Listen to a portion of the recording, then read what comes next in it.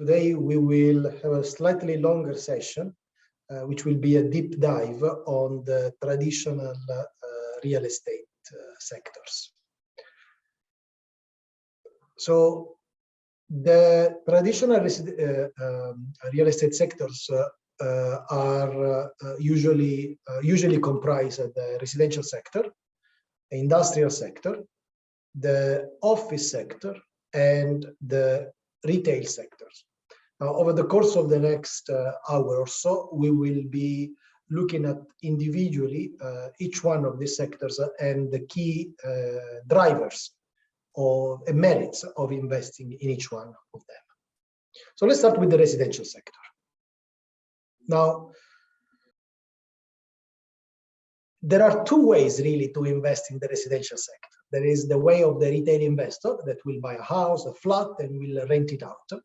And there is a way of the institutional investor. Okay, institutional investors will typically buy a whole block, a whole community, which can be made up of a single family home, detached, semi-detached, communities of detached and semi-detached houses, or it could be a multifamily. This could be a residential block with 20, 40, 50, 100 plus apartments. Of course, from our point of view, we will be looking at the perspective of an institutional investor. So why we invest in the residential sector? Well, it has to do with the affordability and for individuals to buy a house, and the reasons why increasingly individuals and families are opting for renting an apartment. So as you can see here, this is the UK house price index. I went back all the way to 1968 when it costed £4,000, just over £4,000 to buy a nice two-bedroom terraced house. Today, it cost over £250,000. Then of course, the income has also increased. But when you look at the relationship between the income and the affordability in general of a house, you can see that this goes back to the 1987. It has become less and less affordable to buy a house. So what is the option? If you're going to buy, you have to rent. You can rent from an individual landlord, or as it is happening more often, you will rent from an institutional landlord. And this has created fantastic opportunities for investors to buy large portfolios of residential properties and lease them on a short-term or a long-term basis to individuals. So when we look at the residential sector, we can divide it in many subsectors. First is the so-called build to rent. So you just develop a block of flats and you lease it to the open market. Another sector that has been emerging is the co-living sector. What is co-living? Here, it has again to do with affordability. To rent a large apartment is expensive. So individuals, especially young children, young students that have basically come out of the university, they are on their first job, they want a micro apartment. But there is a certain limit that you can make an apartment small. Then it becomes not livable. So someone came up with very interesting ideas to have apartment blocks where the apartments are literally very, very small. They can be studios, but then there are very, very large communal areas. So you might have a lobby, you might have a shared working space where there are even shared kitchens, okay, in these blocks. And you can actually interact with the other tenants and create a community. And you spend very little time really in your mini apartment. Another way to invest in the residential sector is the serviced apartments. These are almost like hotels, okay? the apartment is larger, okay, and you have a kitchen. You can live for 2 weeks, a month, okay, and that can be for holiday or for business. So especially these days, when you travel, you don't want to travel anymore for 1 or 2 days. So you want to have an extended stay. So the hotel might not be very convenient. So you might want to have an apartment, but at the same time, you cannot carry with you all the furnitures, all the linen, towels. So you prefer to have a serviced apartment. And since you are there, I mean, let's say you go to London for 2 weeks for work, you say, why don't I actually bring my family and I double up with a holiday? So this is called business and leisure. Okay, so in the industry now it's talked about leisure. Okay, so this is an excellent opportunity for an institutional investor to own an apartment block and operate it as service apartments. So another opportunity to invest in the social housing. Traditionally, I mean, especially after the Second World War, the governments and the local municipalities were providing affordable housing to people who couldn't buy. They couldn't buy an apartment or a house in the open market.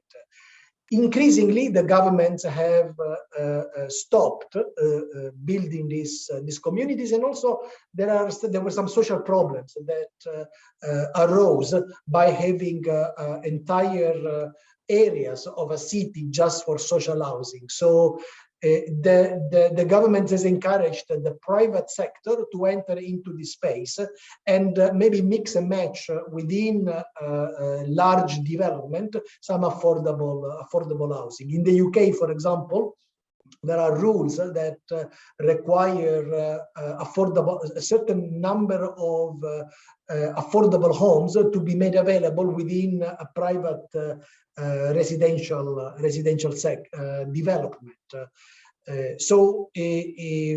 Or in other cases where charities, housing associations have come in the middle and they receive government funding to provide affordable housing. So for the institutional investors, the counterparty is not so much the individual tenant in those flats, but is the housing association, is the charity that is offering those. Is dealing with the individual tenants. So there is a whole investment opportunity in developing these social housing estates, leasing them under a single lease to institutional tenant, which is the housing association, and then the housing association will further lease it to individuals, key workers, firemen, nurses, and receive a subsidy from the government. Another opportunity that has opened to institutional investors is student housing. So here, the opportunity is to own entire apartment blocks in proximity to a campus or within the campus. And the interesting element here is that rather than the institutional investor having to rent the individual apartments to students, the interesting aspect is that it can give like a block lease agreement or designation agreement to the university, and then the university, as part of the package of housing new students, it will take space into these blocks. Otherwise, it's also possible to have a specialist operator that will take care of leasing these apartments. And this particular sector is institutionalizing. I mean, a number of private equity investors like Blackstone, Brookfield are creating huge portfolios of student housing, and they are using their own operator to manage these assets. And finally, again, we really go into the very specialist residential. sector, we have a care homes. Again, these are residential assets that are specifically dedicated to people with mental disabilities, physical disabilities, or just who are aging. Again, here there is a need of a specialist operator, because you need healthcare services to be combined to these residential units. Sometimes the healthcare services are provided within the premises, or they are provided from outside the premises with teams of nurses and doctors that go and visit the residents. But there is always some form of medical service on the premises. Again, for an institutional investor, there are two ways of participating into this sector. One is to just hire the operator and let them operate the premises. The operator will charge a fee, but the bottom line for the landlord is the rent charged to the individual residents. Another more common way, for example, in the United Kingdom, is to just lease the property to an operator for 20, 25, 30 years, and then get just a fixed rent with the rental escalations, and the operator will then take care of leasing or renting the individual units to the residents. There is in this particular sector a trend of giving more and more facilities. So rather than having like shared bathrooms, there are now increasingly care homes with en suites. So it's almost like becomes a mini apartment. So what is the big trend taking place in the residential sector? It is a work from home. Over the last 2 years, a lot of office employees have been working from home. So they've rediscovered the need, they've rediscovered the importance of the quality home. Okay, so what has been happening? It is more convenient for many people to work from home. They might have young children. So rather than commuting every day, they have been working from a study room, okay, or maybe from the kitchen, or from the living room. So it's more convenient. So people give more attention to the quality of the premises. However, it is also true that working from home can lead to burnout. Okay, so when we go to the next session on offices, we will see how this has been addressed. There is no commuting from working from home. Many people have discovered that they are more productive working from home. But on the negative side, they have experienced loneliness, especially individual singles. Okay, they might feel lonely if they are not sharing an apartment. So these trends are affecting the demand of residential space, and they have to be monitored by the institutional investors that will have to target the right sort of product. So that is the reason why to combat, say, the loneliness, you have a co-living where you have a community and you have a shared space, which can be a shared environment. Okay. To the risk of burnout, again, you provide more amenities like a coffee shop for the resident of your property. So finally, on this section, I just want to sum up the big two trends, the big two ways of investing in the residential space for an investor. One is the multifamily.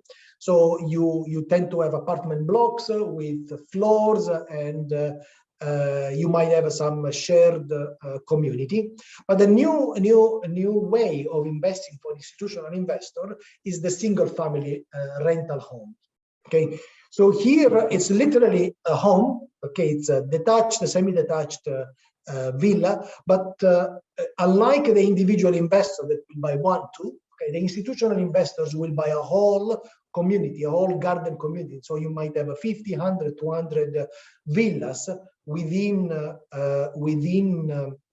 the area, which are managed by a single operator. And because of the trends towards working from home, over the last 2 years, there has been absolutely a boom of this type of investments, because of people, especially people with family, have discovered that they don't need to live in the center too close to the central business district. They can live outside in suburban areas and commute maybe 1 or twice a week. But then by living in a larger apartment, they have access to better school. The entire quality of life increases. They can have a study room.